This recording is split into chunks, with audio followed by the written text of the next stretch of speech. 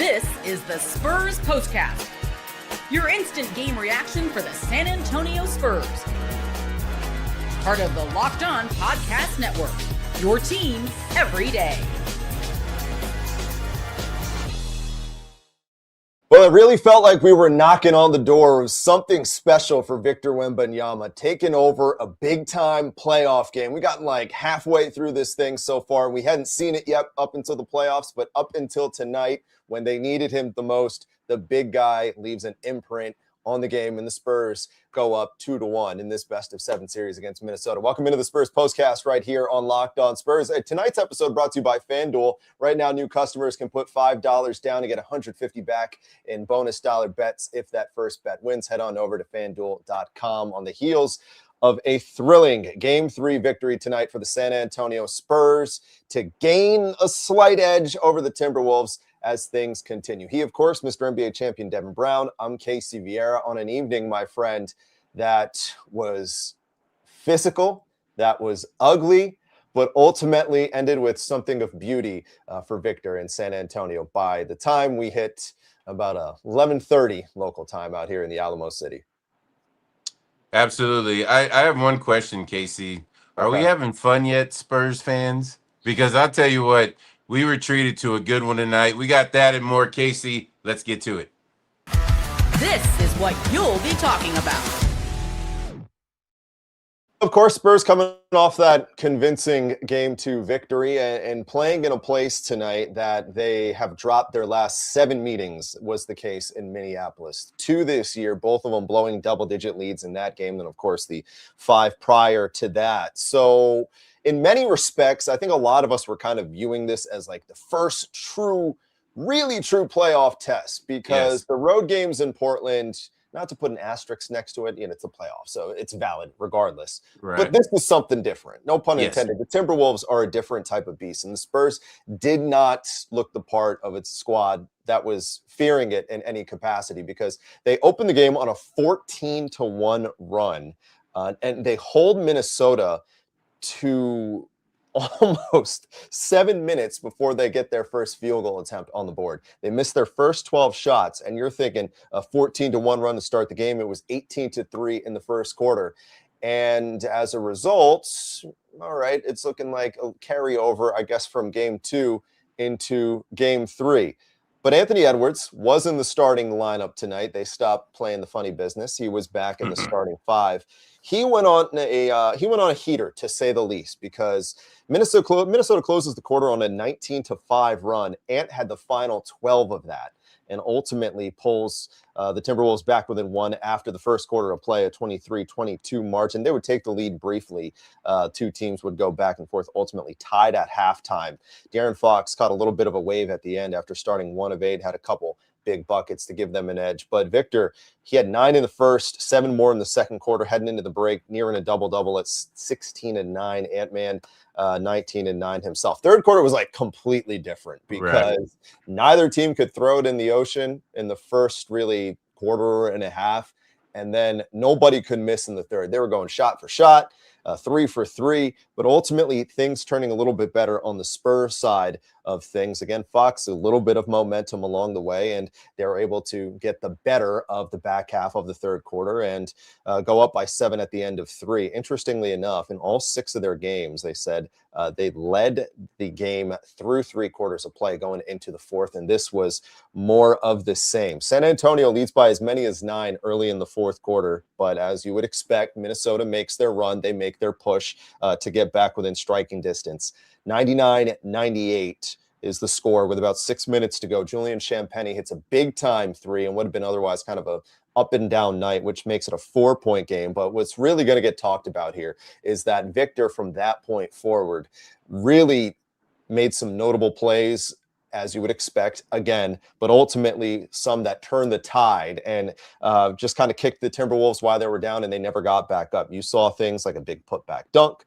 You saw things like a clutch 3 that put them up 6 with 3 minutes to go. And ultimately, it leads to a 16-point fourth quarter and a San Antonio Spurs victory by the final of 115-108. Wemby 39, 15, and 5 on 13 of 18 shooting. Fox 17 on 7 of 19 shooting. Stephon Castle 13 points, 12 rebounds. Ant-Man finishes with 32 points and 14 rebounds. Jaden McDaniels, this is going to be a conversation. I don't want to be on the Locked On Timberwolves side of things because he shot 5 of 22 this evening. I'm going to stop talking. I'm going to pass it off to you because a lot to marinate out of this, but ultimately what we get is kind of Victor Wembanyama's first real postseason legacy moment tonight in Minneapolis. Yeah, absolutely. So Minnesota, they're in the, after going through what they went through in game 2, you're back home, fans are ready, everybody's ready, A-Rod's ready. And you come out slow, go almost 7 minutes without scoring. Not the start you want to get off to, but that's not our business, Casey. Nope. But, tough for Minnesota. They're fighting it, all game. But on San Antonio's side, you did what you're supposed to do. Come in, have that same energy from game 2. We saw that, happening. Coach Mitch, you have to give it to him because whatever he said at halftime, it worked. It would have to be along the lines of, Minnesota is giving you the game. Go take the game. And, San Antonio was able to turn it up a little bit. But Minnesota, we did see a push from them. They got better with their offense. Guys started making shots and things like that. And when home teams do that, that's why you want to have that cushion with that lead. And, I know they, kept it there close for a while, but it just seemed like Minnesota was fighting uphill all game, even though they tied it up a couple of times. Now, when you talk about, Ant and doing what he did, I think, the double team, affected him a couple of times. Naz Reid, Terrence Shannon one time hit 3. So you had to adjust and make sure that you stayed with your principles when you were trapping him. I feel like the Spurs got out of whack a little bit but my point is it was pretty effective most of the night. Getting it out of Ant's hands, making the others play. Jaden 5 of 22. So opportunities were there for other guys. The Spurs just capitalized on all the mistakes tonight. Now, winning time. You talk about winning time, and something that I pointed out to you, Juju, Devin Vassell, Wemby, Harper, and Castle were in the game. And that's that stretch inside fourth quarter, 6 minutes. Casey, I thought they did a great job defensively, staying with their men. There wasn't a lot of overhelping. You didn't have to pick up for, this other guy or that guy. Everybody stayed home. Everybody stayed true. And they went through about 3 or 4 minutes there where the defense was beautiful. Kind of like how me and Tim and the guys used to do it back in the day. I know you like that, Casey. Of course. And then Wemby down the stretch. That's the last thing I'm going to say. Wemby down the stretch. That's what they need him to do. He stepped up. Casey, he was brilliant tonight. Yeah, it kind of goes without saying. And he did a lot of that. I think it was about the last 5 minutes. I'd have to check, but about the last 5 minutes, he did it with 5 fouls too. Probably got away. It was a little genuine. The officiating crew might have gave him the superstar whistle on what was an offensive foul. Hey, listen, to be fair, Casey, there's about 3 or 4 of them that got away with it. It was a rat's match. And what led up to it was McDaniels and Randall pretty much knocking Stephon Castle on the ground leading up to it. So the official was probably like, we'll call it even. Yeah, moving screen, whatever. We just let Stephon Castle just get clobbered and we didn't listen. We'll call it even. We'll give Victor a pass. Yes, obviously him fantastic, doing everything he needed to do and then some, being a superstar, taking over the game. And what I thought was very interesting was that it never really felt like it was kind of one of these Victor nuclear eruption type deals. I mean, he had 16 points in the fourth quarter, but it felt like it was just kind of methodical in the flow. I don't know what it was, but I mean, 13 of 18, 10 of 12 from the free throw line. Like that's pretty much dominance, but it never, you know what I mean? Like never really felt like that. There have been nights where he's had less points where it's felt like, man, Victor just went on one of these heaters and knocked us out cold. But that didn't really feel like that was the case. So I'm not really sure what that says one way or another. I mean, the end result is obviously great. You don't care what it was. Right. But I thought that was real interesting about tonight. And ultimately, you take it whatever which way you get it. And you got it in a pretty impressive fashion this evening. Yeah, so last night, I said, made the comment, I said, it's going to take Victor dunking on somebody to get himself going. Hey, Casey, I left out the other part of that. Mm, Maybe if you get dunked on, true. because if we check after Randall had Randall. that dunk, I want to know what Victor's field goal percentage was the rest of the game, because that got him going.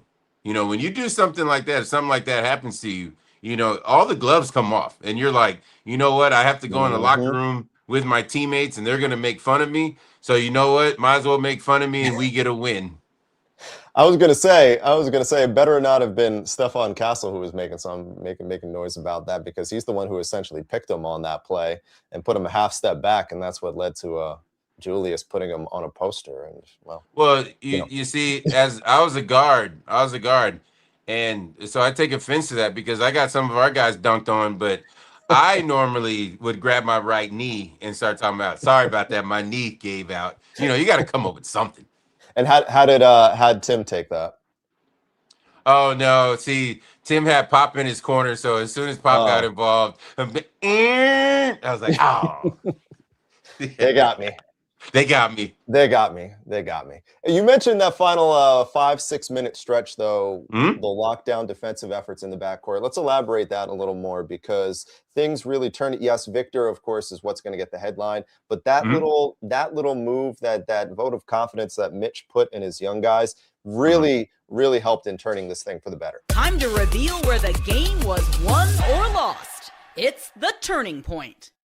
And the conversations that we have, and we've actually seen work out in real time, the hypotheticals that we wondered about before the playoffs, was him not being married to one player in particular, not in the backcourt between the Fox Harper Castle dynamic, not being Hmm. married to the money, the all-star titles, things like that.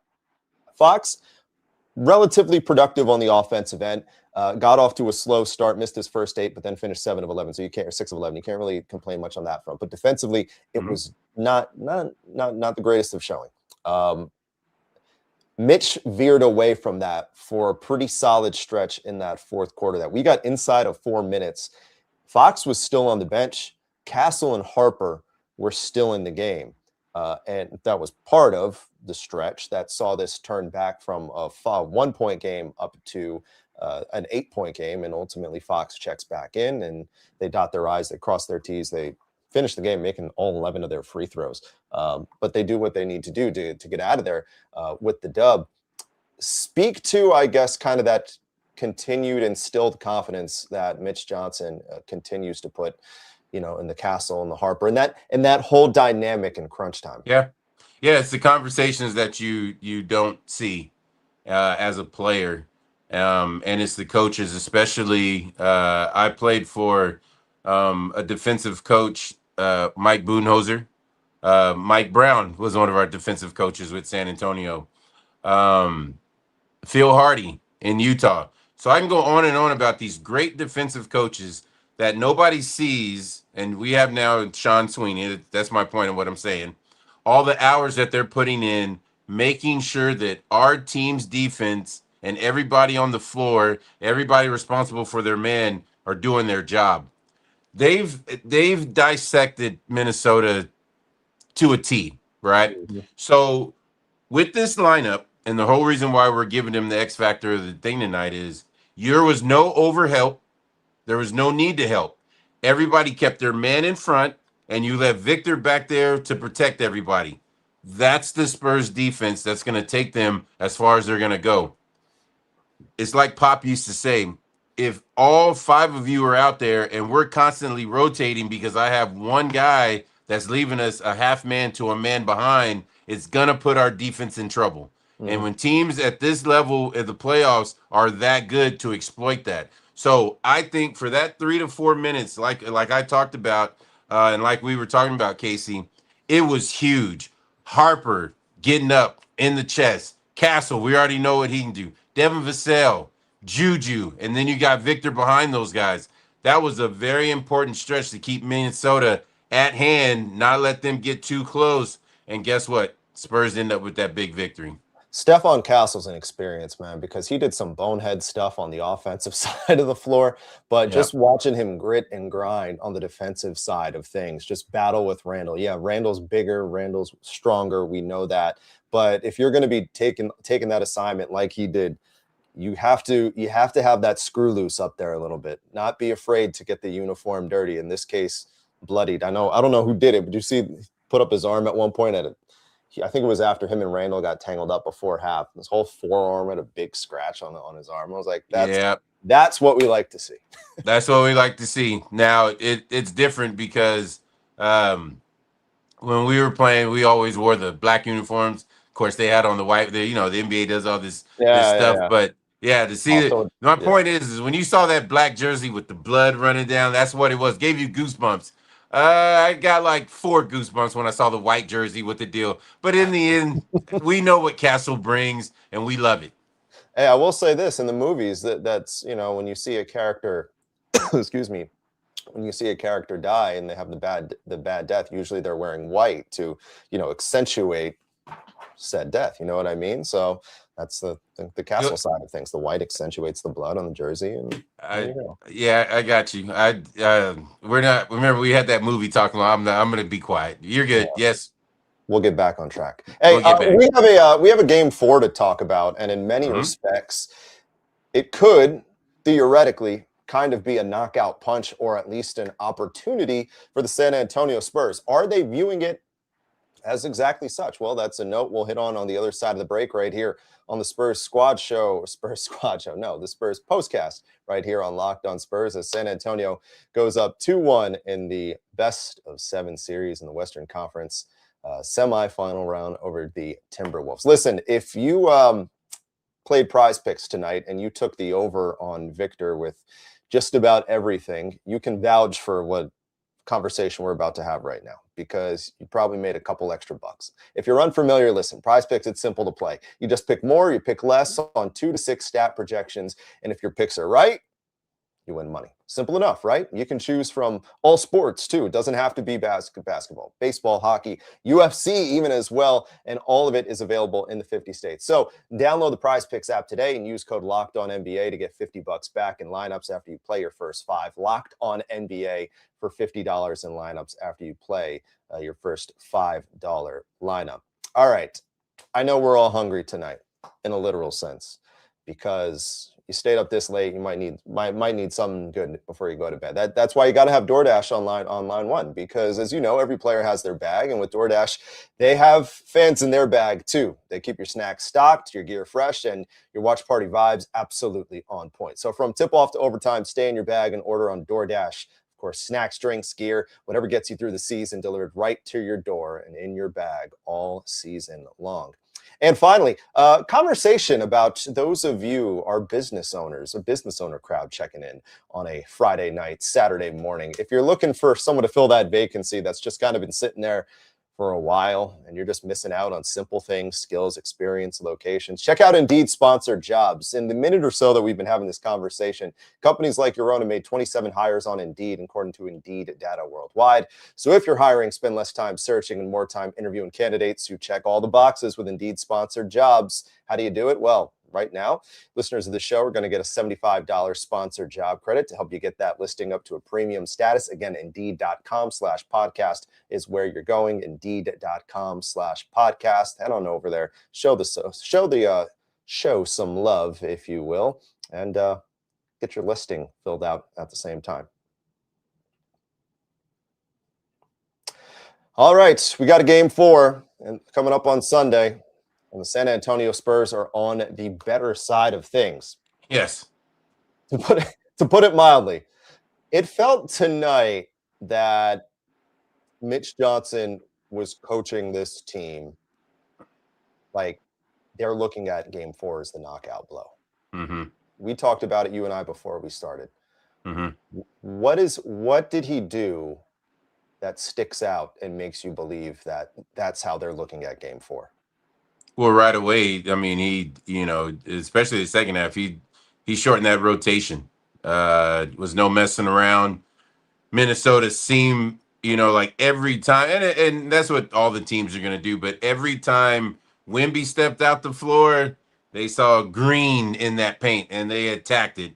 And we all as fans love Luke, but Luke is not Wemby as far as affecting anything down low. So when Minnesota did that, you saw the quick trigger. Wemby getting right back in there, Castle right back in there, Fox right back in there. So you give credit to Coach Mitch for having these guys ready off after game 2. And shortening up the rotation. And I mean, because Casey, let's not mention, but Carter Bryant was effective, and we didn't see him in the second half. So No. I don't know if he said something at halftime. I'm just kidding, he didn't. But yeah, Mitch just he coached it like, listen, I don't want to go one game out of 2 games. Let's get both of these games and get rid of Minnesota. And because Minnesota, despite all this is going on, they're still a good basketball team. No, for sure. I love Carter Bryant, man. Yeah. You're just looking for a guy just who gets it, simply put, gets it, and just has all the pieces. You just know the pieces are going to fall into place. And he's doing this still as a teenager. And the fact that he's getting tasked to be put on Julius Randle in the Western Conference semifinals. Kid just gets it. The kid, it's awesome to see.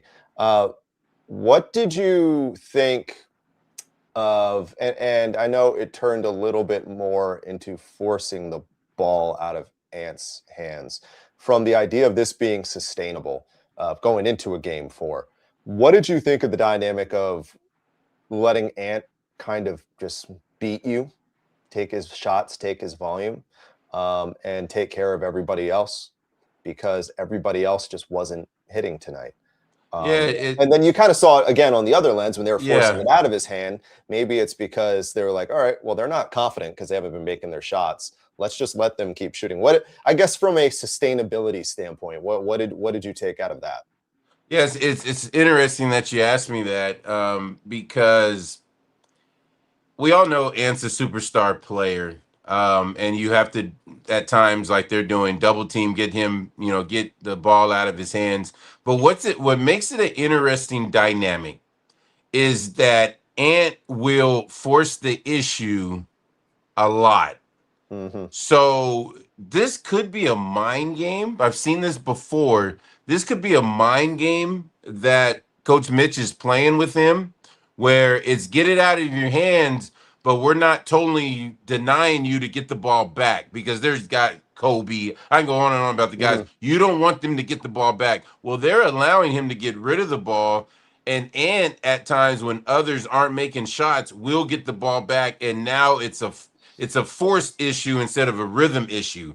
So as long as you have the other guys not making shots and then Ant not being able to find his rhythm, and he did for a little bit, but it wore off, like you said, you're going to be fine. So there's a chess game definitely going on. And as long as Ant doesn't try and figure out what Mitch is doing, the Spurs will be in a good way. I'm just looking at some of the numbers on the Minnesota side of things. Really, with the exception of Nas Reed, Ant had no help tonight. Randall, 12 points, 3 of 12. Like we said, McDaniels, 17 points, 5 of 22. Io, 11 points, 4 of 12. Nas Reed had 18, 6 of 13. Kind of did his thing.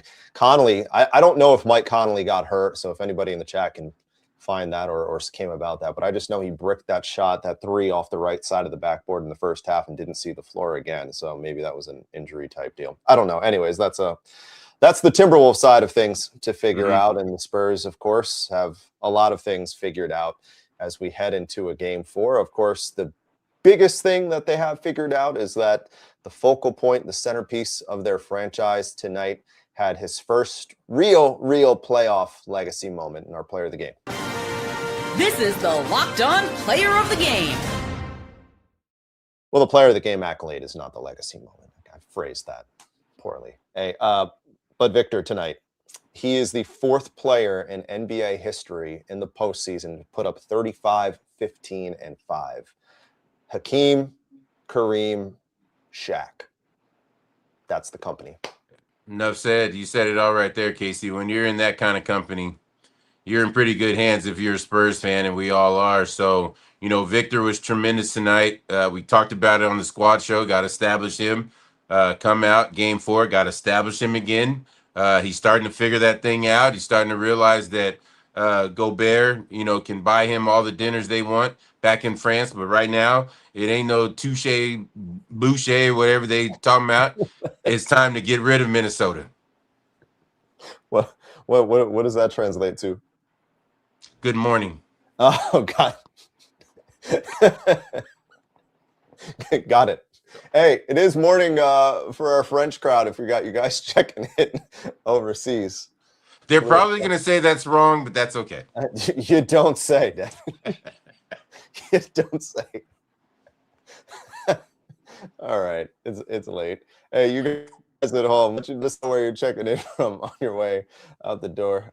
Next time we're going to be doing this on Sunday, and we'll promise we'll have our French figured out. No, we won't. We just won't speak it. That's how we'll navigate all of it.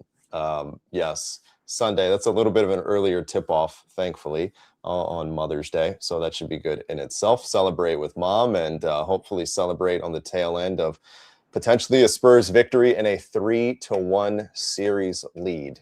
We will keep an eye on that. Shout out to you guys at home. Good engagement tonight. Good turnout. Not that we'd expect anything less at this point. You're awesome. You make it fun. You make it possible. And let's do it again on Sunday. Let's do it again tomorrow at this point. Good win for the Spurs. Great win for the Spurs on the back of some historic stuff tonight from Victor Wembanyama. And they lead the Timberwolves in their best of 7, 2-1 through 3 games of play. So for Mr. NBA champion Devin Brown, I'm Casey Viera. Have a nice night, and we'll talk to you all after the game on Sunday.